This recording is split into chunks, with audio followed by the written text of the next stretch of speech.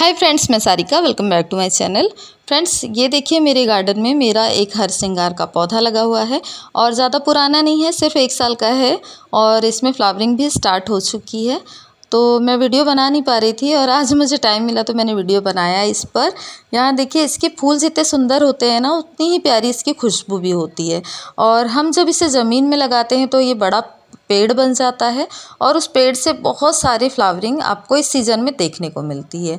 और ये देखिए मेरा गमले में लगा हुआ प्लांट ही है, लेकिन इसमें हर ब्रांच में लगभग बड बनने लगी हैं और ऐसे इस तरह से फूल खिलने लगे हैं। सुबह का समय होते ही फूल इसके गिर जाते हैं, रात को खिलते हैं, लेकिन इसके फूल इतने सुंदर लगते हैं कि देखते ही बनते हैं। ये देखिए, और जब खूब सारे फूल खिलते हैं तो वो और भी अच्छे लगते हैं। गमले में जब हम इस पौधे को लगाते हैं तो हमें कुछ खास केयर करनी पड़ती है, क्योंकि इसकी रूट जो होती है उनको बहुत सारे न्यूट्रिशन की ज़रूरत पड़ती है, जो हमें गमलों में देना पड़ता है और तभी हम इस पौधे से ज़्यादा फ्लावरिंग पा सकते हैं। तो चलिए हम देखते हैं कि हमें, अगर हमारे गमले में लगा हुआ हरसिंगार का पौधा है तो हमें किन बातों का ध्यान रखना चाहिए। तो यहाँ देखिए फ्रेंड्स, कुछ पत्तियाँ अधिकतर सूखी हुई दिख रही हैं और कुछ पीली पत्तियाँ दिखाई दे रही हैं मेरे प्लांट में। तो ये जो पीली पत्तियाँ होती है, इसके कुछ कारण हो सकते हैं कि मल्टी न्यूट्रिएंट्स की कमी हो जाती है या फिर तेज़ धूप पड़ती है, तब भी इनकी पत्तियाँ पीली होने के साथ गिरने लग जाती हैं। तो ऐसी पत्तियों को हटा दें। देखिए फ्रेंड्स, यहाँ पे भी बड बन रही है। तो सूखी पत्तियाँ हटाने के बाद आप इनकी प्रूनिंग कर सकते हैं, क्योंकि जहाँ जहाँ आप इसकी प्रूनिंग करेंगे वहाँ से कई सारी ब्रांचेस निकलती हैं और जितनी ज़्यादा ब्रांचेस निकलेंगी उतनी ज़्यादा बड बनेगी और उतने ही फ्लावरिंग आपके प्लांट में देखने को मिलेगी। ये देखिए, यहाँ से प्रून किया था, नई नई ब्रांचेस स्टार्ट हो गई हैं निकलना। ये देखिए, तो प्रूनिंग बहुत ज़रूरी होता है पौधों के लिए। प्रूनिंग ज़रूर करिए, उससे आपका प्लांट बुशी भी होता रहता है और ज़्यादा ब्रांचेस निकालता है। ये देखिए मेरा गमले में लगा हुआ प्लांट है। अब हम देखते हैं कि गमले में हमें क्या काम करना है। सबसे पहली बात कि आपको तो गमले का साइज़ बड़ा लेना है। देखिए फ्रेंड्स, गमले में भी फूल गिरे हुए हैं और कितने प्यारे लगते हैं, इन्हें देख कर के बहुत अच्छा लगता है। तो फ्रेंड्स, इनमें गमले में आप देख सकते हैं कि कुछ सूखी पत्तियाँ गिरी हुई हैं। तो ऐसी सूखी पत्तियों को हटा दीजिए, क्योंकि ये फंगस क्रिएट करती हैं और कई बार ऐसा होता है कि कीड़े भी लगने लग जाते हैं। तो इन पत्तियों को आप हटा दीजिए। ये देखिए मैंने सारी पत्तियां हटा दी हैं और सूखी पत्तियों को आप कंपोस्ट बिन में डाल सकते हैं। अब इसके बाद मिट्टी की गुड़ाई कर दीजिए, क्योंकि मिट्टी जम जाती है ना, तो एयर पास नहीं हो पाती है रूट में, जो कि रूट बॉन्ड का कारण बन जाती है। तो यहाँ पर आप इसकी गुड़ाई कर दीजिए।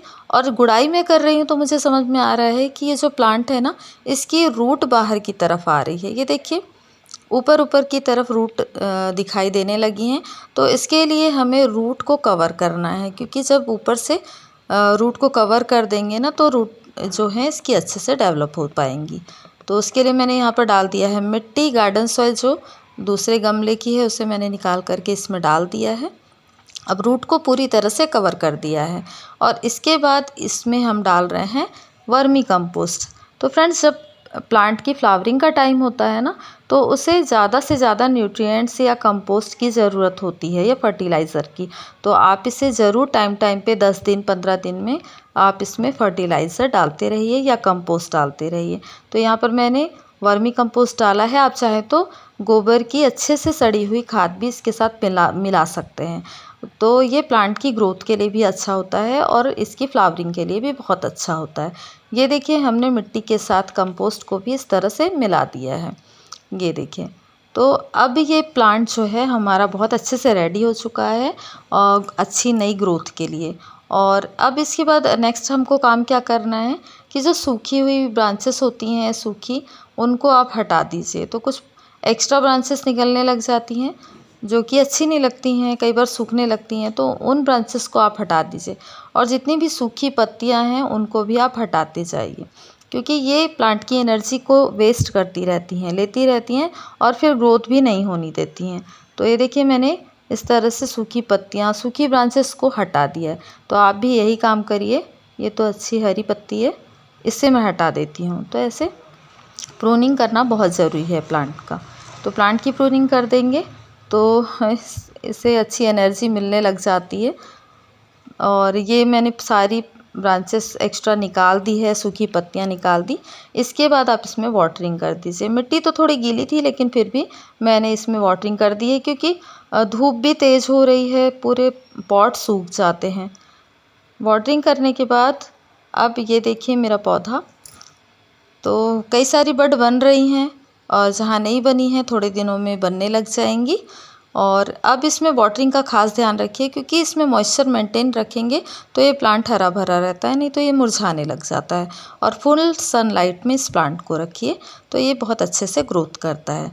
तो बस फ्रेंड्स, इस तरह से, और जहाँ से पूरे फूल झड़ चुके हैं ना, उस ब्रांच को आप कट कर दीजिए। देखिए यहाँ से सारे फूल गिर गए हैं, अब यहाँ कोई चांस नहीं है बड बनने का, तो इस ब्रांच को मैंने कट कर दिया है।